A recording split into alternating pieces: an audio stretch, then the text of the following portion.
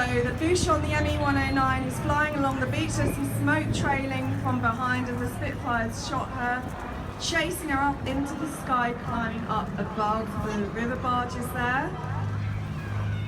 The Spitfire's hot on her tail. The pilots perform a number of wingovers, which is really just a fancy way of turning direction, trying to outwit the enemy. The Bouchon, you can see just tipping her wing as she flies towards the pier there, with the Spitfire in hot pursuit.